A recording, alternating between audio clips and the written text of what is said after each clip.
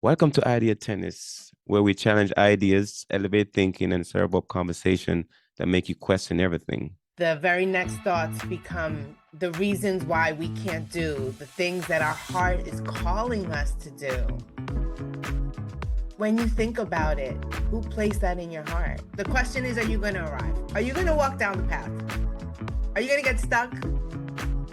Are you going to make excuses?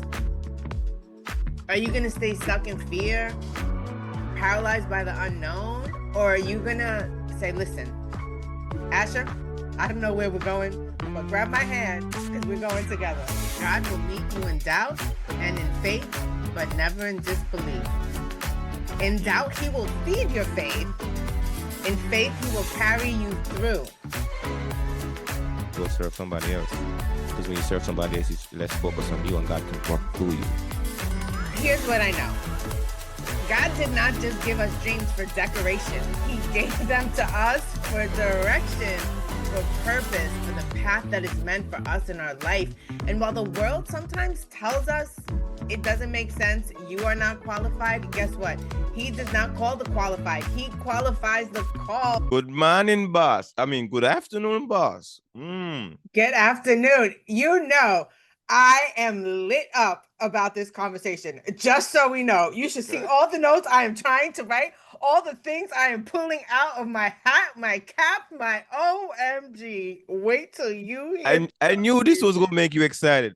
Yes, Corinthians, yes, 2 Corinthians. We don't deny what we see, but we focus on what we can't see. How does that apply to you in your life? The podcast has started already. It started already? The podcast has started already. Oh, okay. The podcast has started already. Hello, Ash. Hey, wait a minute. How long has it been, Jess? I feel like 1 week, Asher. 1 week. Why does 1 week feel like it's I longer don't than know. 1 week? 1 week to you feels like eternity. I don't know. Hey, listen, I think we need to do more podcast episodes. Maybe that's what I'm thinking. Maybe that's what it is. But when you suggested today's topic, which is really the foundation of who and what I am, but tying it back into mindset, community, business, entrepreneur life, it's a question that so many people struggle with. When somebody asks you, what are your spiritual beliefs? I'm gonna tell you, this one sparked because one of my longtime buddy, I was talking to her about like writing books and stuff, and she's deeply spiritual Christian, and she was like, Asher, I don't know what you believe in, bro. I think she called me bro. Bro, I don't know what you believe in, bro. I don't hear you talk about it and stuff like that. I thought about it and I was like, no, she's right. I don't really speak publicly a lot about my spirituality. Because in that area, I go very deep. Just I get excited. Like me and my lady, we talk about it every day. Like she's very, very Christian, very deeply Christian. So we have our, like during my lunchtime, I go for my walk. Then Eve, we go for a walk. We talk about Christianity. We talk about Jesus. We talk about the Bible. We talk about a lot of stuff, right? And it's something that I get excited about because my hero, my great grandmother, she's my hero. She's my spiritual hero, by the way. And she introduced me to this side of the house when I was younger. And I've fallen in love ever since. Like I love the Bible, I love the stories. I'm a storyteller. I love the story. And I love spirituality. And I realized I found me a co-host on this podcast that is in the same situation. And today we get to let people know behind the curtain what we think, what our spiritual belief are, and how we see the world through that lens. So Jess, what's been turning your mind since I mentioned the topic? I mean, if you know me, you know that faith isn't something that I turn off and on. It is the foundation of how I serve, how I lead, how I dream. In this entrepreneurial journey, business and in personal, especially, I live my life doing my best to be of service to others. If you've been around me for any given time, you hear me share a quote, which is, our service to others is the rent we pay for our room in heaven. And I truly believe that I am here on this earth to do just that. My purpose is to be of service to others. When I am of service to others, when I lead with my heart, when I focus not on me, but on other people, whether it's to help them, build a brand, a business, to reach a goal, I am serving them, but ultimately serving God. And so it's never about, is it worth my time? Is this absolutely my service to others is my service to God, not asking, needing, or wanting or having any expectation of Mm. those individuals doing something for me other than to pass it forward, be of service to others. Are we gonna go back to the king principle here? And one of the reasons why I always tell you that if the room get bigger than disciple numbers, I should like feel like he needs to go find another room. Because I'm a big fan of like small intimate setting. Like, when Jesus was, when he was taking his disciples to shepherd school, right? Like, he had them in a small group, small setting where he can connect with them, he can teach them, he can show them the ropes. And as I'm doing my own entrepreneur journey, I realized that you have to surround yourself with those those qualified people that you get to pour into them. And you gotta really pick those people and start with, because with them you can impact the world, right? That model is so clear, but oftentimes we missed it. We don't understand that you gotta focus on your disciple numbers and figure out who are those people in your life that you can share and pour into, and then through them you can pour into the rest of the world, because now they embody some of the values that you get to pour into them. Yes. God works through people. God uses people. We have so many different seasons in our life. To me, the most exciting season that I experience repeatedly, because I'm like you in many ways, I'm always looking for more and different to be better Mm-hmm. and to do better. I love the season of preparation, Mm-hmm. because in that season, everything is new. It's exciting. You see things from a different lens. You don't focus on the limitation, you focus on the expectation of more than enough. And from that perspective, I believe that when we place ourselves constantly in that season, when Mm-hmm. things go great, phenomenal. Let's go back to that season of preparation and do what's waiting for us next.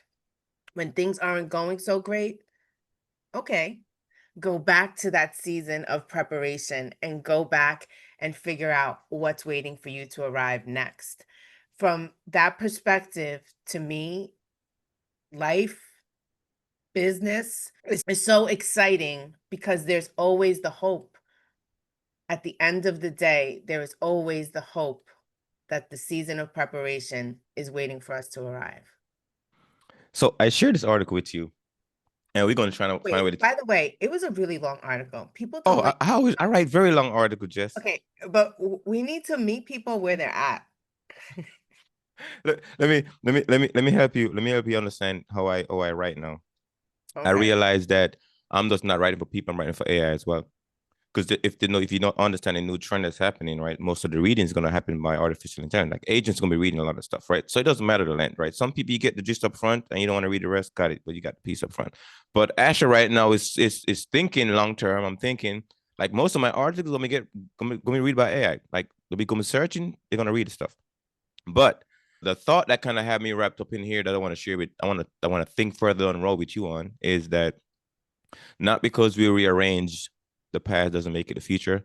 And I was thinking about that as I was walking and thinking. I was like, oftentimes we rearrange the past and think it's the future, but it's not. It's just the shuffling of the table, the chairs are on the table, but it's still the same table. You just gotta understand what that really means for you. So when you see that headline, Jess, and you read it, I'm curious to know what pops in your mind for that, because I want to think further down the road with you on this stuff. Well, when I saw that headline, I thought Asher was inspired by our latest podcast episode that he decided to write a whole article about it, which that was my, in all honesty, my first thought process. It Mm-hmm. was a little long. I didn't read most of it. I skimmed through it. I did my fast just reading. And it was TLDR for you. Of course, I'm like, what in the world? I'm like, is he really sending me this to read? But anyway, in that last podcast episode, we spoke about how people get so caught up in the past that they fail to realize what they can gain when they let go of that past and push forward to their future. But it Mm-hmm. requires more faith than fear. It requires being able to walk by faith and not by sight. And for a lot of people, that is really, really hard.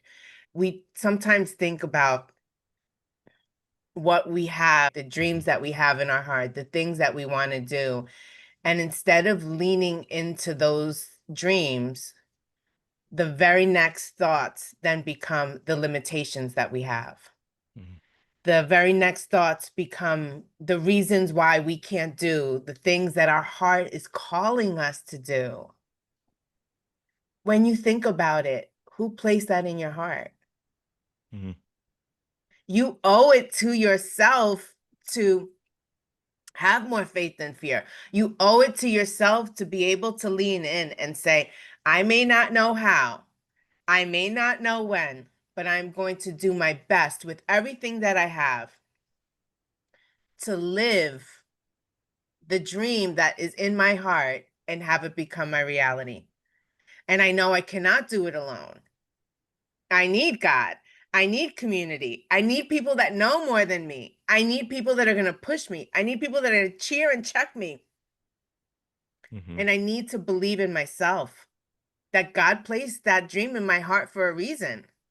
And I need to listen and I need to work. The thing is, it's very hard to hear yourself when you have a noisy past. And the journey and the work is rearranging that past. Like it's not the future, but it's to better look at your past. Because as a memo writer, I realize how important that is when you start rearranging the past, because the arrangement of things oftentimes have an impact on you.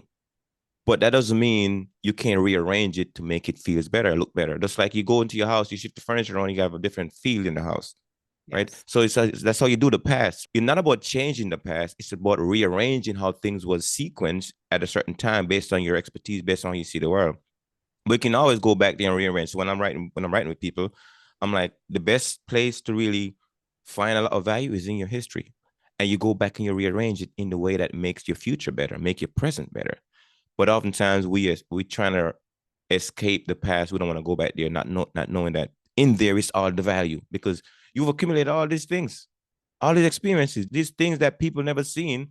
It's just that the sequence that you have it in right now is painful, but you rearrange it, and the future feels different, the present feels different because the arrangement is different. What are your thoughts on that? I agree. I don't want to go over the whole last episode that we just did. Everyone can listen to episode 35, which is now live on YouTube, about the past and how it affects your future. But I think for a lot of people, the issue really comes down to their belief, Mm-hmm. their belief in themselves, their faith, who they believe. I believe in God, you believe in God, other people believe in other things. Whatever higher being you Mm-hmm. believe in, Mm-hmm. your source, that is what you need to focus in on. You need to realize discernment comes when you're able to hear the voice of God in your life. And sometimes we have so much chaos around us, so much noise in our life, so much happening that we're not even sure, is God speaking to us? Can we hear his voice? Can we feel his love? Can we see the purpose and the path that he has destined for us in our life? Mm-hmm. It's not easy. It is not easy. It really isn't. But leaning in and knowing that you can hear him and if you can't silence the things around you, but you can silence yourself to be able to hear and to be able to figure out, okay, I can only control the things that I have control over. I can't control the chaos. I can't control the noise. I can't control that I don't have money. I can't control the other people. I can't control the things that, are supposed to happen that don't have. I can't control any of that. But what I can control is me. And I have the ability to be able to lean in, let go, and figure out the way. Because this dream that God put in my heart, Mm-hmm. this is the purpose of my life. I've built businesses, I've built brands, I've built communities, I've built HR departments, I've built so much, but I did so because the foundation of who I am and what I believe in has always been God. And so that has been the guiding force for me in all the things in my life. Mm. So if you listen so far, the next phase of what I'm going to take you, I don't know where it's going to go because just to know where I'm going to take her on this one, but I'm curious to know how Jess is going to respond to this. But this is my thought, Jess. These are some thoughts that I've been pondering for years, just trying to run right my brain, trying to figure it out, right? And it's the idea about planet Earth, like life here on Earth itself. And I'm a firm believer that we're living inside of a creation, right? And if it's a creation, if you created something, that means it's part of history now, right? That's my thesis here. If you created something, it's part of history. So that means when God created Earth, He created a place that exists. If it existed, that means it happened already. Those are my thoughts. So now, if it's a place that happened already, that means what we are experiencing here already happened. So when we show up to planet Earth, we didn't came to the future, we came to the past, we came to a place that already exists. And if it already exists, that means it's past. So we're living in the past. Now, hear me out. I know I see your face. So because we're living in what God already created, therefore the experience we're having is already predetermined, meaning that God created every option that we can think of, we can experience, it already exists. That means we're traveling through time, we're traveling through the past, we're traveling through history, we're visiting a place that already existed. So when Asher was born, he didn't born into the future, he born into a place that exists, he born into the past. Now I get to experience that. So that the thoughts I've been thinking, trying to process that piece of it. So now if we're living in that space of a creation that exists, the direction that we can go in is already predetermined because God created all the options, then how do you process that? You're going to be so surprised right now, Asher. Hold on to your hat. You ready? Mm-hmm. I agree 100%. I believe, and I don't say it the way you say it, I say Mm-hmm. it the way I say it, Mm-hmm. but I truly believe that the story of our life, God writes from the end to the beginning. That everything we experience, everything we go through is not a Mm-hmm. surprise to God. He Mm-hmm. knows that it's going to happen already. The only people that don't know are us. We don't Mm-hmm. know it. We all Mm-hmm. have this fork in the road that we arrive at, a decision and a choice that we have to make. Take the fork. Yes. And based on those decisions, based on those choices, Mm-hmm. we arrive.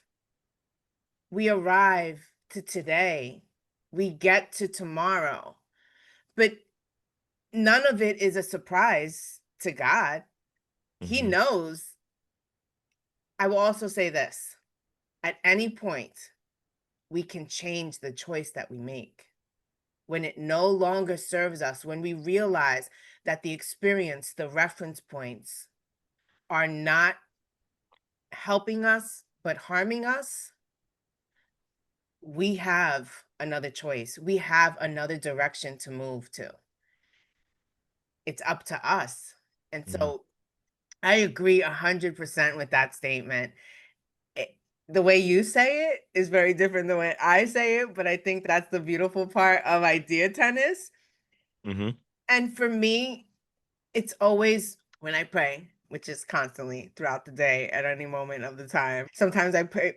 I'm going to say the one thing I pray for the most because I don't like to ask. There's some people who pray for things. I Mm-hmm. don't really, the only thing I pray for is patience and understanding. Mm-hmm. Because sometimes I lack that. And I know that about myself. So I do pray for patience and understanding quite often throughout my day. But I think that when we are in prayer, it's a reflection.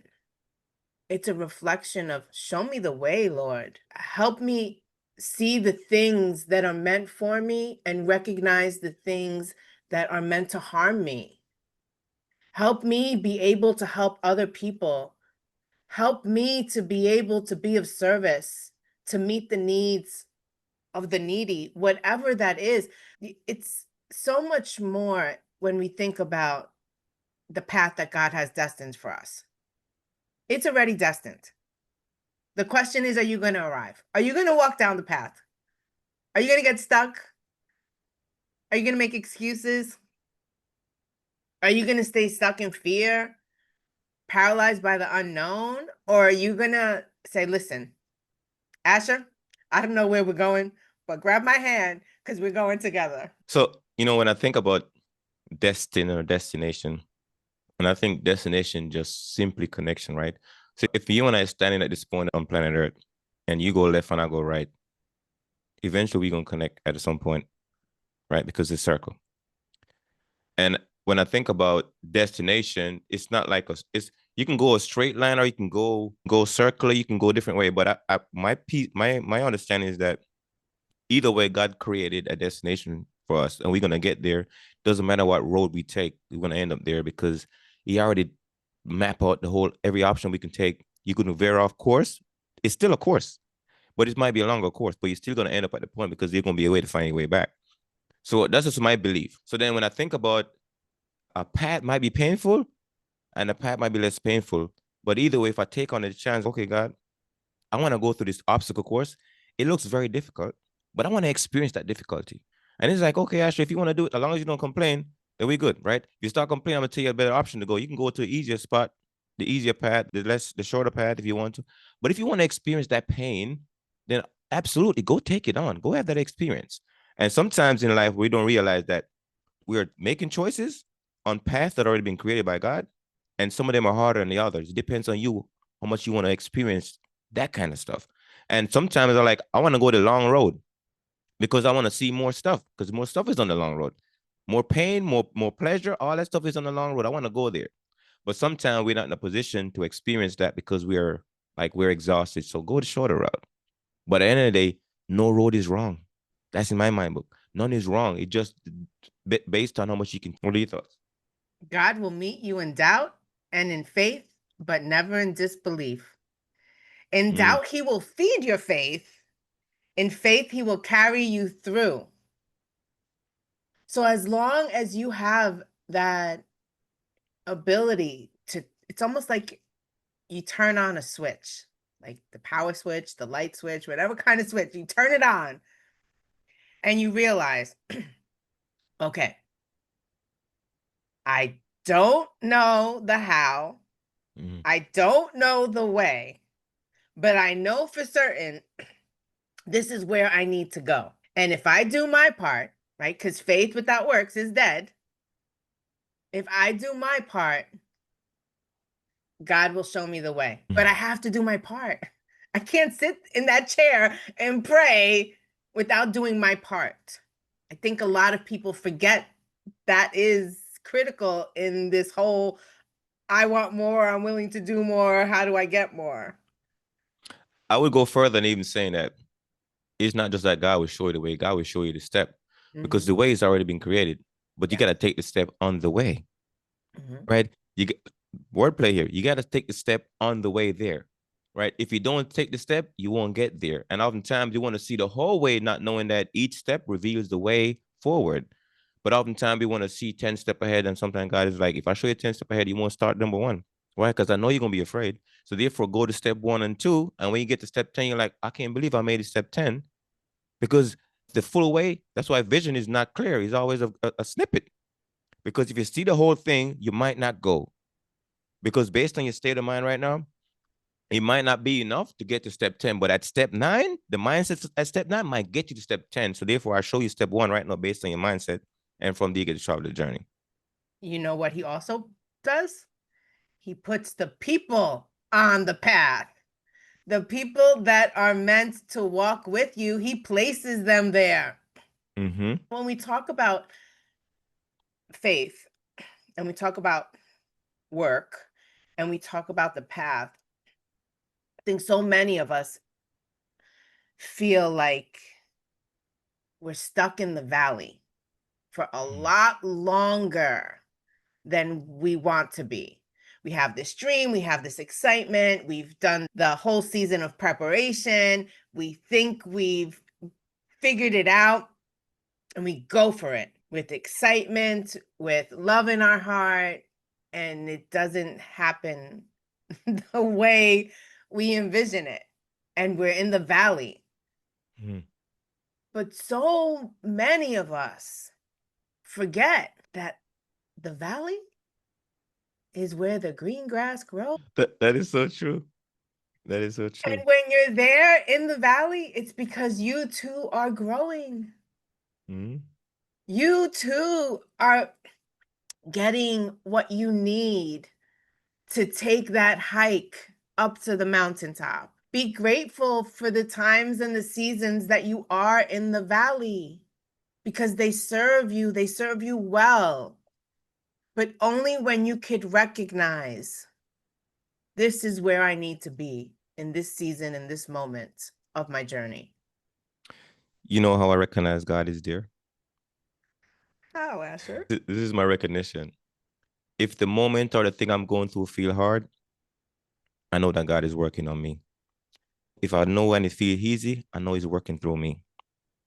So then if I want God to work through me, I realize that when I serve more people, that's when I feel good and I feel like God is working through me. When I start focusing on myself, it feels hard because I know God is working on me. So oftentimes when we're going through life and it feels very hard, right then you know God is working on you, right? Working directly on you because you can feel the work happening. You can feel the change happening. You can feel the pressure and the stress happening. But when you're serving a lot of people and it feels so good, you know, God is working through you. So what do you want to in your life? Do you want a season of when God's working on you or when God is working through you? Because either way, you're going to need both. And sometimes you just got to recognize when that moment feel hard, God is working on you. What are your thoughts? Listen, I know that what is waiting for me is beyond my wildest dreams and my biggest prayers.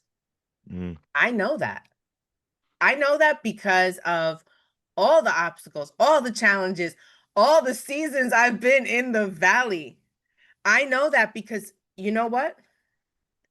I think about so I talk about scripture, but I'm Mm. not the person that memorizes like which book and which verse and where it came from. I just that's not who I am. That's not how my brain Mm-hmm. works. But I think about things that do affect me and scripture that I feel connected to. Mm-hmm. So God prepared Gideon. I'm like, God is preparing me for greatness. God is preparing me for more. And so I whatever that preparation process is, Mm-hmm. I am for it. I am here for it. Stretch me, help me grow, help me see the things that I cannot see. Help me be able to recognize that it's not about what I can do, but what I can do with God. Help me see that and feel that every day, every moment in my life.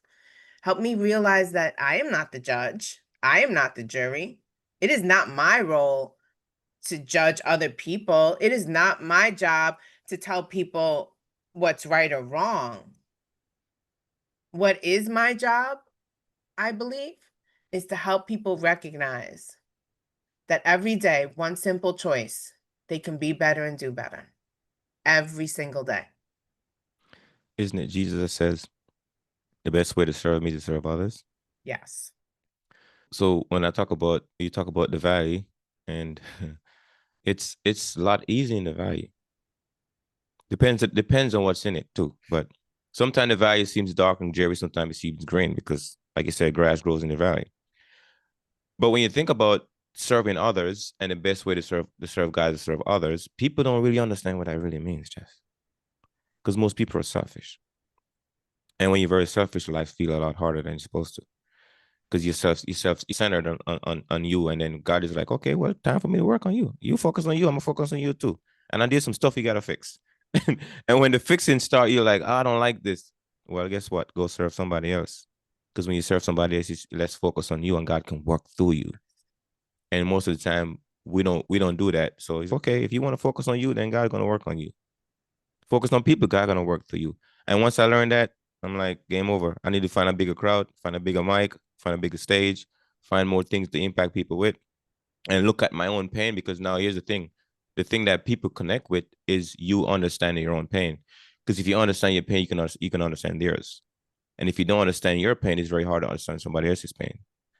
So because there's no empathy, because empathy need it comes from you understanding yours and processing it, reflecting on it. That creates wisdom, and with all those three, that creates impact. And that's what I'm all about. I know you're all about the same thing too. It is. I think we get so caught up in our own heads, waiting to be prepared, waiting to have all the answers, to have all the know-how, to all the details. And we all know I'm very detail oriented, but I've learned a long time ago, you cannot wait because nothing will ever be perfect. Hmm. It is Oh, just clap, clap, clap, perfectly clap, clap. imperfect. It could be close to it, Azure. It could be close to it, but it's never going to be perfect.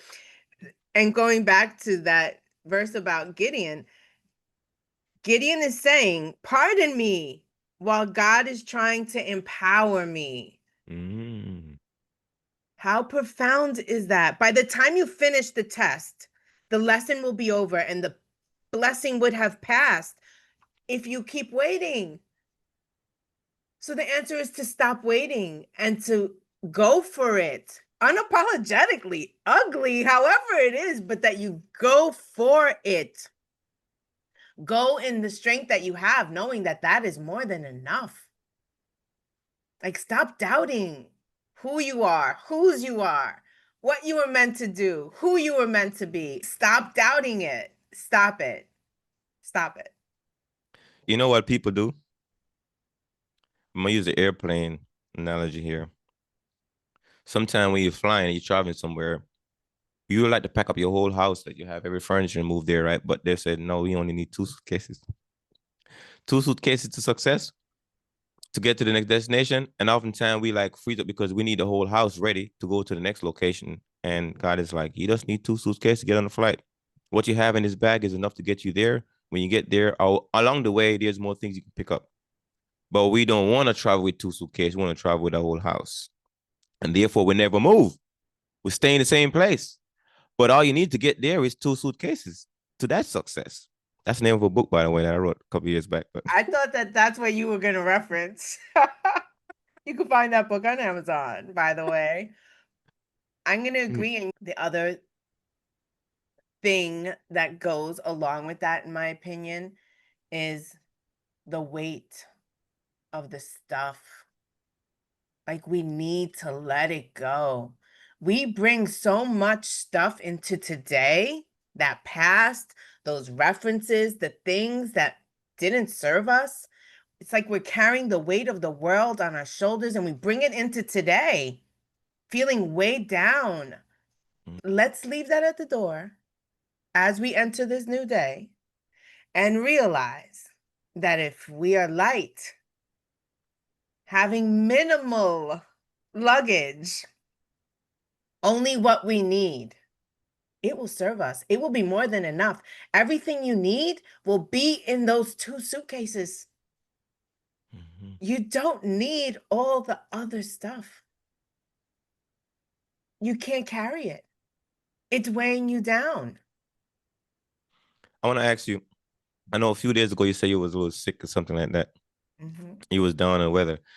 I'm curious to know when you was sick in that moment, what was the most important thing to you at those in those moments? I'm going to be very honest with you. I hadn't been that sick in many years.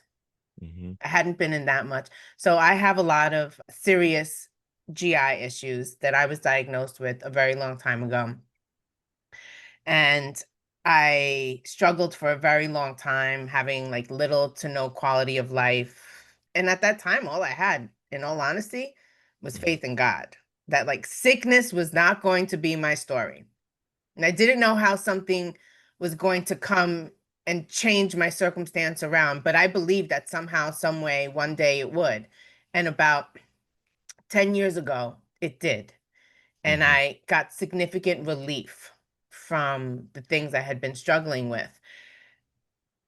And so, in the moment when I was feeling so sick, it brought me back to that time in my life. And it was like, I got through it once. I'm gonna get through this little bump in the road right now. I need to focus on what I can do and not focus on the things that I don't have control over. You know, what can I do to help myself feel better in this moment? I'm not a doctor. So guess what that means? Call the doctor. And for me, I was so frustrated because I couldn't reach my doctor. Mm. So wait. My question is, what was in that two suitcase for you at the moment? Like, what you felt was the most important thing to put in your two suitcase at that time? For me, Yeah. persistence. Mm. I needed persistence and patience. I needed to realize that I needed to focus on what I could do, call the doctor. I Mm. needed to be able to stay positive, even though I wasn't feeling well. And even though I said in a text message to a few people, I've been down for the count. And that's a little bit like how I felt. But crazy enough, when I think about those days last week, I really wasn't down for the count completely. There was, I'm going to say, a day and a half that I was down for the count in the sense that I didn't focus on anything outside of rest and how Mm-hmm. I can get better. Then Mm-hmm. the other days, there was a mix of rest, because that had to be a priority for me last week, rest, Mm-hmm. and also what was the work part that was absolutely necessary and what could wait. Because when you put it off because you need rest and that is the priority, the work is still going to be there when you feel better. Like it is, because nobody's going to come do it for you. But it's being able to have that ability to prioritize and realize I need rest. And for me, the luggage was filled with rest.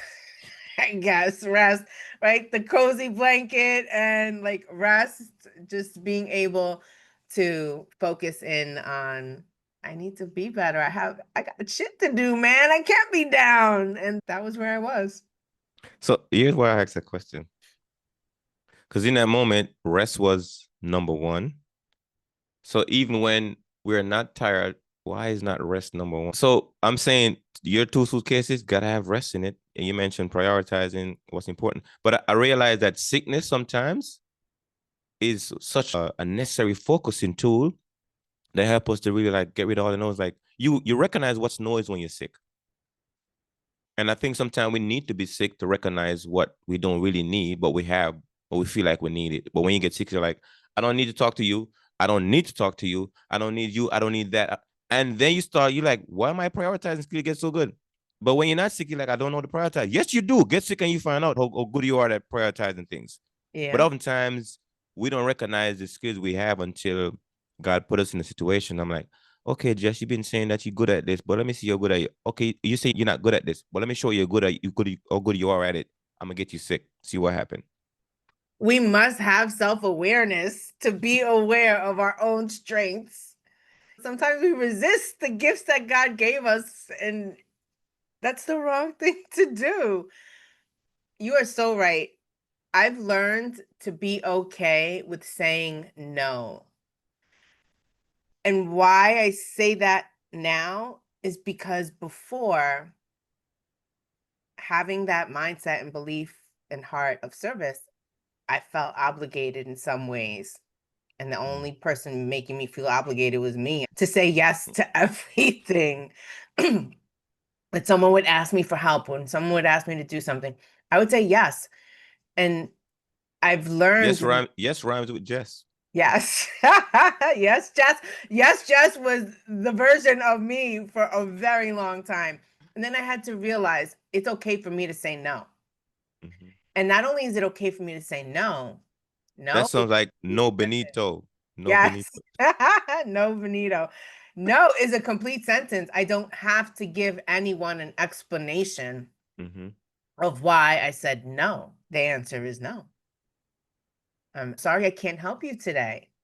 I'm humbled by the offer to be able to do XYZ, but I'm fortunately going to have to pass on this one. I'm laughing because I just thought about yes, Jess and no Benito. You and your play on words, Asher. I'm just laughing. No, I just feel like this is gonna be something I can stick on you.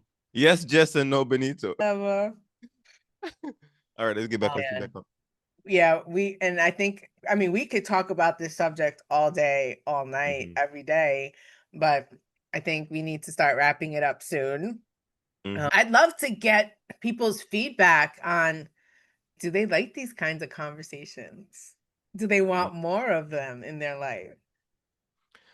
Here's my thought too, because sometimes when I listen to some of my favorite podcasters or favorite authors or leaders that I follow and stuff, sometimes I want to know what they think in different topics. If you think of those major pillars in your life, Mhm. when spirituality is one of them. Like, how does the person think spiritually?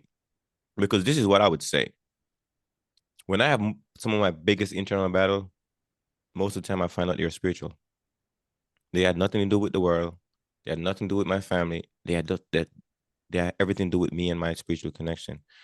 And when I realized how much that needs to be a priority, I start, okay, actually, if you're having this really, really difficult, like values or moral issues, whatever you want to call them, it's a spiritual journey. You gotta go deep into that, dig into that a little bit, figure out like what is God trying to reach out to you right now, and you wrestling with that you need to go and focus on. Who you gotta say no to so you can say yes to God, right? Yeah. And sometimes you gotta recognize that. So those are my thoughts. What's your last word here? Wrap up time. What's your biggest takeaway from this conversation? Let me ask you that. Here's what I know. God did not just give us dreams for decoration. He gave them to us for direction, for purpose, for the path that is meant for us in our life. And while the world sometimes tells us it doesn't make sense, you are not qualified, guess what? He does not call the qualified, He qualifies the called. And Mm, I'm here to tell you, obedience often becomes the message before we can actually have clarity and confidence. Keep listening, keep trusting, keep praying, keep moving, and realize that it is one step at a time. It is a process. Have the discernment to know how and when, what is meant for you and what is not meant for you. At the end of the day, faith doesn't eliminate the work, it powers it. And having a heart of service, to me, is the most impactful way to not only serve God, but to serve another person. as I listen to you closing a little bit here, I'll tell you my three vocabulary I work on every day: my thinking vocabulary, my writing vocabulary, my speaking vocabulary. And I appreciate you for having this chat with me because I realized that I activate my brain a lot more when I have somebody to speak to. Because speaking activate your brain more than thinking and writing. And the more I do the speaking out loud, then I get to write better. And the better I write, the better I get to think. And when I combine all those three, I become a better human being, a better vessel for God. Because now the message He's giving me, I can spread it. Because at the end of the day, we listen to words if we can't read it. And oftentimes, most of the folks in the world, their reading level is a certain space, but they can hear and listen. And I would step into my dad. My dad didn't go to school because he lost both his parents by the age of 10. And you would think that you need words to understand language, but you don't. What you hear is what you repeat, and you don't have to read language to learn it. You just gotta hear it. And that's what God is saying. Like, you just gotta hear me, brother. Right? Before you learn how to spell with letters and stuff, you was hearing God speaking to you, and you know what it sounds like. And if anything you can take from what I learned from my dad is that you just need to listen to people, and you can learn a lot. You ain't gotta resort to the books, but I say read books because oftentimes that would take you further. Gotta activate another part of your brain. Same thing with writing. So with that, folks, I said, Jess, thank you so much. Anything else before we close? No, I think that's it. All right. Again, subscribe to the channel. Subscribe to the channel. Let us grow these numbers and make it an utterly fantastic day.